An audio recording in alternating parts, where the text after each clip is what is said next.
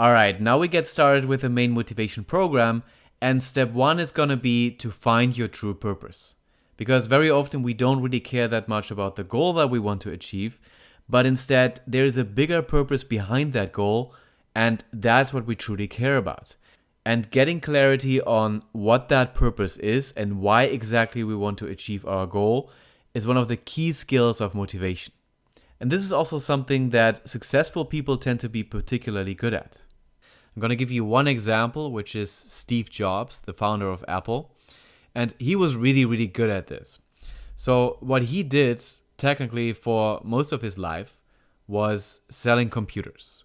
But that's rarely what he was talking about. Instead, he was often talking about things like that he wanted to change the world. And essentially what this is his true purpose. At the end of the day, he doesn't care that much about selling computers. He wants to have a big impact on the world. And selling computers is a means to an end to achieve that higher purpose. And because he knew very well what his true purpose was, he was a very motivated person. And so the better you understand what you actually care about and what the actual purpose is that you're trying to fulfill with your goal, the more motivated you will feel. And in this lecture, we're going to practice that. I'm going to help you to find the true purpose behind your goal. Okay, to make that happen, you're going to do an assignment after this lecture. And I'm going to walk you quickly through what you're going to do in this assignment, but don't think about it too much at this moment, because I'm going to explain in more detail what you're going to do there. And then we're also going to go through a couple of examples so that you can practice this with me. And then after that, you can do the assignment. So here's what's happening in the assignment. In the assignment, you first ask yourself, how would your life change if you reach your goal? And then once you found an answer, the next question is, does the answer you just give yourself trigger a feeling in you? Some positive feeling, some passion, or something that pushes you forward? And if the answer is yes, then I want you to verbalize what feeling that exactly is. And if the answer is no, if you don't really feel much about the answer that you just wrote down, then I want you to try to find a different answer, or an answer that is a little bit more deeper than the last answer you gave. And essentially you're going to do that until you arrive at an answer that is both vivid, so easy to imagine, and emotional. And there are two rules that I really recommend you follow to help you to do this assignment as effectively as possible. And the first rule is that you gotta listen to your feelings. Because at the end of the day, a purpose is something very, very subjective and very, very personal. Nobody can tell you what your true purpose is. Nobody can tell you what a good purpose is. Because a good purpose is something that makes you feel very emotional about it. So the only way to truly find your purpose is to actively listen to your feelings and to follow your feelings wherever they may guide you. So rule number one, listen to your feelings. Now rule number two is avoid the word should. When we use the word should, we are usually not that concerned with the question what we want, and more with the question what other people want from us. And this is really a motivation killer. You don't want to do something just because other people want you to do that. You want to do something because you want to do that. So if you think something like, I should lose weight, or I should save money, or I should study harder, I should be more successful, ignore it. Because especially in this exercise, it's really not about what other people want you to do, but it's about finding out what you actually want to do. So rule number two, avoid the word should. Okay, with these two rules in mind, it's now time to walk through a couple of examples. Because I really want you to think of accessing your purpose as a skill. The more you practice it, the better you get at it. And the better you get at it, the easier it gets to build up the passion that you need to push yourself forward towards your goal. And the first goal we're going to practice with is the goal to study more. Now, as I explained earlier, the first thing we're going to do is ask, how would your life change if you reach your goal? And there are many possible answers that you could give here, but one possible answer is that you could get the job that you want. And that's a great start, but I would feel at this point that it's not very vivid yet, and it's also not very emotional. So my next question would be, so what job do you want? And suppose that the person says, well, if I had the job that I want, then I could buy the things that I want to buy. And now we can see that, it's actually not really about the job, but it's more about earning money. And the job is just a means to an end to make that happen. But still, I don't find it very vivid. I can't really imagine what the life of that person would look like. And I also don't find it very emotional. So my next question would be, so what things do you want to buy? And suppose that the person says, well, I would drive a luxurious car, live in a luxurious place, and basically I could do whatever I want and buy whatever I want. And notice how it gets a lot more vivid now. Now we can really imagine what the life of that person would look like once that person has achieved the goal.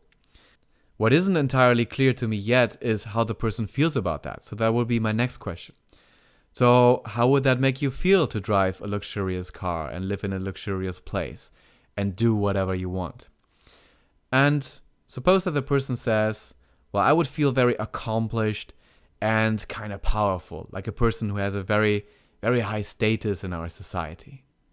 And at this point, we have arrived at an answer that is both vivid, we can imagine what the life of that person would look like, and we can imagine the emotions that the person would feel once that life is accomplished. And again, this is something that is highly personal.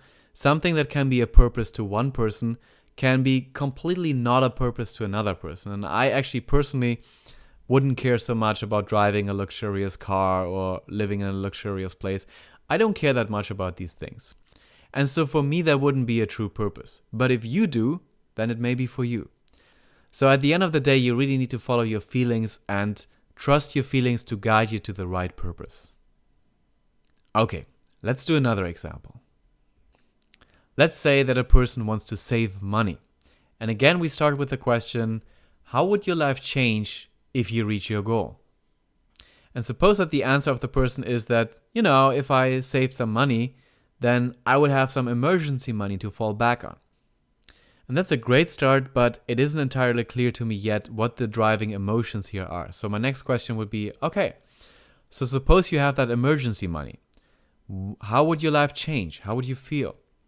And suppose that the person says, well, I'd worry less about losing my job. And that is definitely a little bit more emotional because now it's about worrying less. But it's still a relatively weak kind of motivator because feeling less of something is usually not as strong as feeling more of something positive. So my next question would be, okay, so what would it mean for your life if you could worry less about losing your job? And suppose that the person says, well, I could focus on other things and enjoy my life more. And actually, when I come to think about it, I could also take more risks in my job and maybe accomplish more because right now I'm relatively scared and don't really dare to do anything that could leave me embarrassed or lose my job in the end. And can you see what happened here? I mean, we started with something very, very boring, which is saving money. Saving money by itself is really not emotional, is really not exciting. And now it's about enjoying life more, worrying less, taking more risks, accomplishing more. We can literally see how saving would completely transform that person's life and make that person feel so much better. And that is exactly what a purpose is. It turns a relatively dull goal into something deeply emotional and something that feels profound. And with such a purpose in mind, it is so much easier to feel passionate and motivated about saving than if you really just focus on the goal of saving. Okay, so let's practice this with another example to get really good at this skill. And the next example is weight loss. And again, we start with the question, how would your life change if you reach your goal? And suppose that the person says, well, I'd be thinner. And personally, I would say that that's not the strongest start. So let's immediately ask further. Why do you want to be thinner? And suppose that the person says, well, I'd be prettier. And that's a little bit better because feeling pretty feels a little bit more emotional than feeling thinner. But I still really can't imagine the new life of that person. And I still can't really feel the emotions that are driving that person. So I would ask a little bit further. So why do you want to be pretty? What would it mean for your life if you were prettier? Well, I'd like my own body more. And notice how it's now about liking, which is an emotion, which shows that we are really on the way towards a purpose.